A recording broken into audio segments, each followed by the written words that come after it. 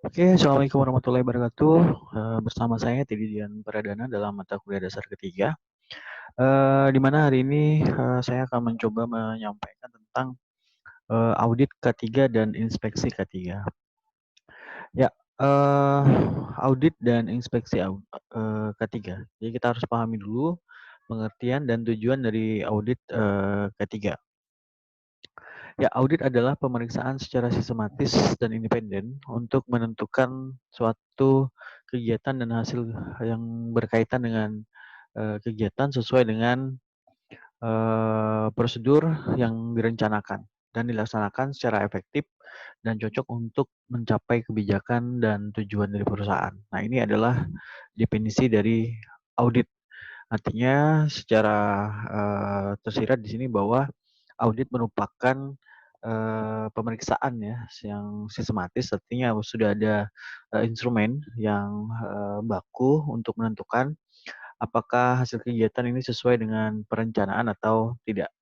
Nah, audit dikatakan harus independen atau tidak terikat atau tidak dibebani oleh kepentingan apapun agar hasilnya objektif untuk melakukan penilaian.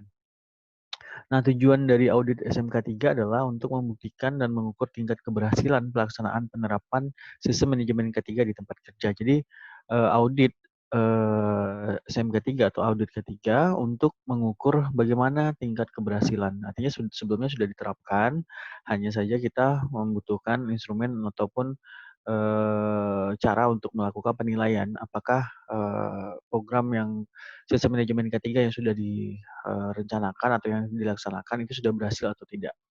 Dan bagaimana evaluasi dari penerapan sistem manajemen K3 di tempat kerja kita.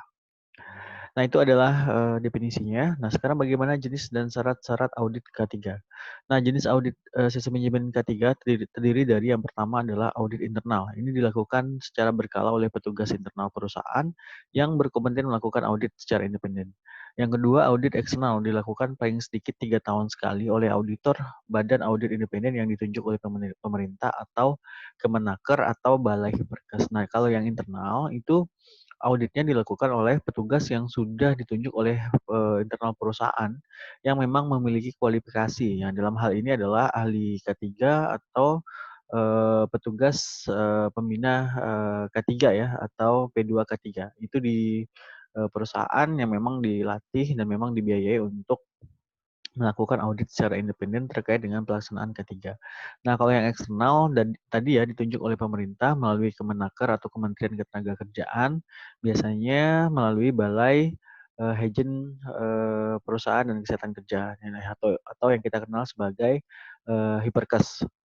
Nah, syarat audit dilakukan secara sistematik dan independen. Frekuensinya berkala, petugasnya mampu dan ahli, metodologinya objektif berdasarkan fakta, memperhatikan hasil audit sebelumnya dan sumber bahaya yang ada. Jadi syaratnya harus seperti itu. Jadi harus ada sistemnya, ada satuan ukurnya, ada instrumen yang digunakan.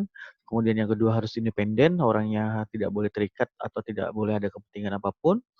Kemudian dilakukan secara terus-menerus dalam jangka waktu tertentu berkala, misalnya setahun sekali atau 2 tahun sekali atau paling sedikit 3 tahun sekali untuk yang eksternal. Nah, kemudian hasil audit sebelumnya itu menjadikan dasar untuk penilaian. Selanjutnya juga mempertimbangkan sumber-sumber bahaya yang ada di tempat kerja. Next, sekarang bagaimana pelaksanaan audit SMK 3? Jadi ada 12 elemen kriteria, yaitu pembangunan dan pemeliharaan komitmen. Yang kedua, strategi pendokumentasian. Selanjutnya, tinjauan ulang dan perancangan dan kontrak. Pengendalian dokumen, kemudian pembelian peralatan K3, ya, keamanan bekerja berdasarkan sistem manajemen K3. Kemudian standar pemantauannya harus jelas, sistem pelaporan dan perbaikan keuangan harus yang bertanggung jawab, kemudian pengolahan material dan perpindahannya juga harus tercatat, terdokumentasi, pengumpulan dan penggunaan data harus sesuai dengan fakta dan memang terdokumentasi dengan baik.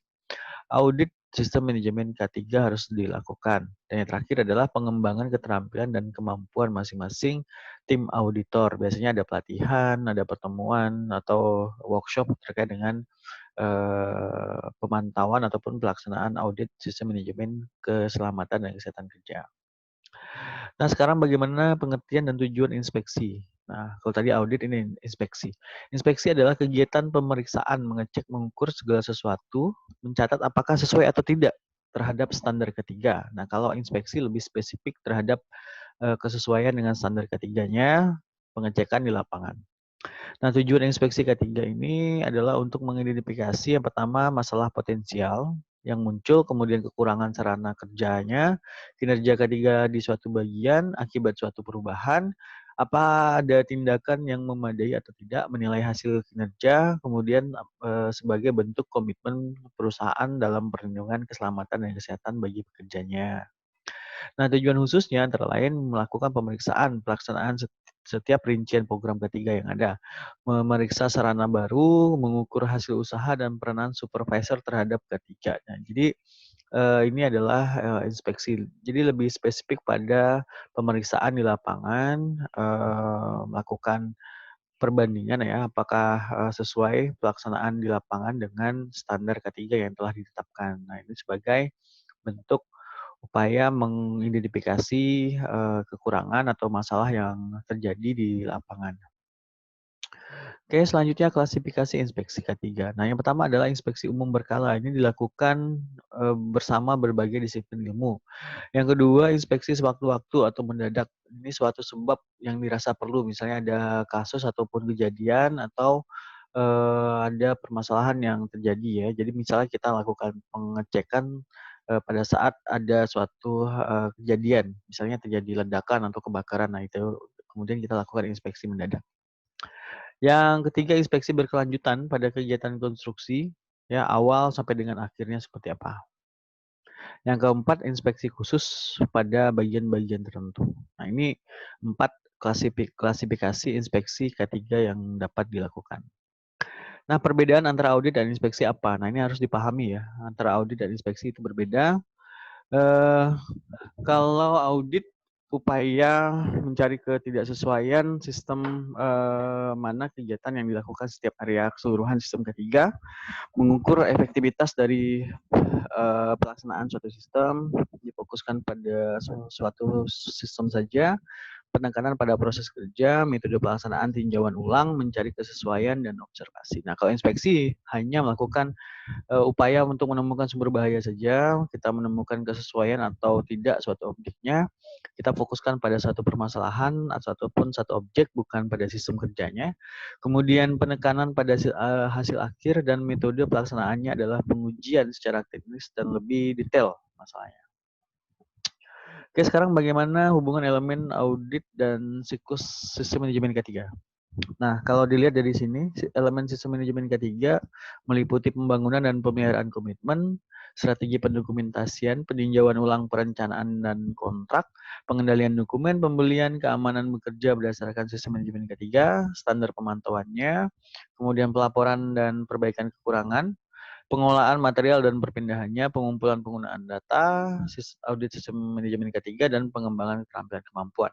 Nah, kalau di siklus sistem manajemen ketiga meliputi kepemimpinan dan komitmen perusahaan, tinjauan awalnya, kebijakannya seperti apa, dimulai dari tahap perencanaan ya, di situ ya. Intinya dalam strategi pendokumentasian dan peninjauan ulang itu ada di perencanaan, kemudian pengendalian dokumen hingga keamanan bekerja itu di penerapan. Standar pemantauan ada pada proses pengukuran dan evaluasi. Nah, kalau pelaporan kekurangan itu di manajemen review dan improvement penerapan, pengumpulan dan penggunaan data di pengukuran dan evaluasi, terakhir adalah di pengembangan keterampilan pada manajemen review dan improvement. Oke, hubungan elemen sistem manajemen ketiga dengan klausul ISO 9001/2000. Nah, di sini kita bisa lihat bahwa klausul ISO jika kita sandingkan dengan elemen audit sistem manajemen ketiga, ini memiliki kesesuaian, misalnya di pembangunan dan pemeliharaan komitmen itu pada komitmen manajemen, fokus pelanggan, kebijakan mutu, perencanaan, dan tanggung jawab wewenang komunikasi, dan penyediaan sumber daya. Nah, kalau di strategi pendokumentasian di persyaratan umum ya, masuk di situ, peninjauan ulang pada proses dokumentasi dan lain seterusnya. Ini bisa teman-teman lihat sendiri di dalam bahasan saya terkait dengan hubungan antara elemen sistem manajemen dengan klausul ISO 9001. Nah, itu yang dapat saya sampaikan terkait dengan inspeksi dan audit dari sistem manajemen ketiga. Nah, ini merupakan bagian dari proses tenaga ahli ketiga dalam melakukan evaluasi terkait dengan keberhasilan atau perbandingan dengan standar ya penerapan ketiga di tempat kerja kita. Nah, mudah-mudahan apa yang saya sampaikan hari ini bermanfaat untuk kita semua. Terima kasih atas perhatiannya, teman-teman sekalian.